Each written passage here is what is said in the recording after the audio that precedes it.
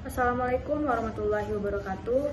Saya Alika Putri dari kelas 4C dengan NIM 4012211003 dengan mata kuliah Hukum Laut Internasional. Di sini saya akan menjelaskan mengenai laut lepas, yang dimana yaitu laut lepas adalah bagian dari samudra yang terletak jauh dari pantai, biasanya di luar zona kontinental. Ini adalah daerah terbuka yang luas, seringkali dalam keadaan yang lebih dalam atau tidak terduga dibandingkan dengan perairan pesisir. Lalu juga laut lepas sering kali memiliki sirkulasi air yang kompleks dan kondisi cuaca yang ekstrim, membuatnya menjadi habitat bagi berbagai spesies laut yang unik dan menjadi sumber daya alam yang penting. Lalu yang selanjutnya yaitu pasal yang mengatur tentang laut lepas di dalam UNCLOS atau United Nations Convention of the Law of the Sea adalah pasal 86 hingga pasal 90.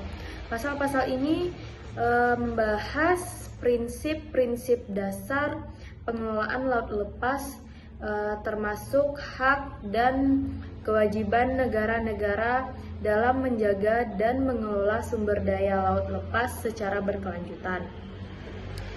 Lalu selanjutnya itu dari berita yang telah saya baca, dilansir dari AFP, Interpol memberi informasi kepada pihak yang berwenang Indonesia bahwa kapal tanpa bendera kebangsaan atau Stateless Vessel STF-50 akan memasuki perairan Indonesia. Para pihak berwenang dikabarkan khawatir kepada para anak buah kapal yang dipaksa bekerja.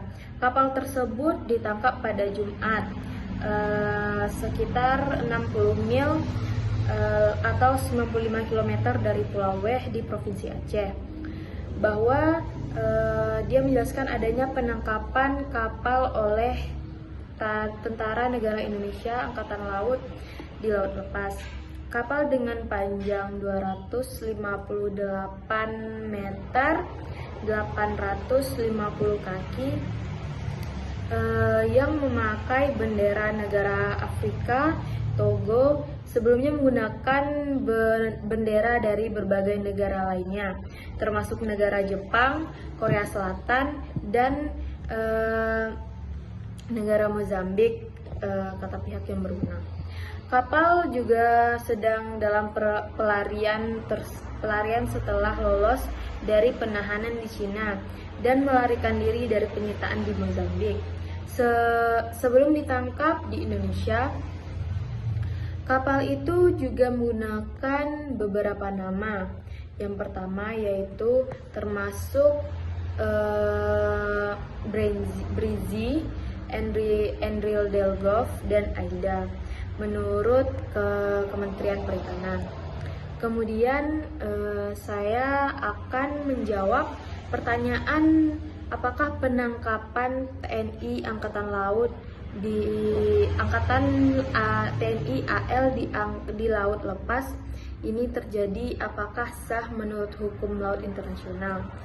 Jadi menurut pasal 92 UNCLOS tentang status kapal, yang pertama yaitu kapal harus berlayar di bawah bendera suatu negara saja, kecuali dalam hal luar biasa yang dengan jelas ditentukan dalam perjanjian internasional atau dalam konvensi ini.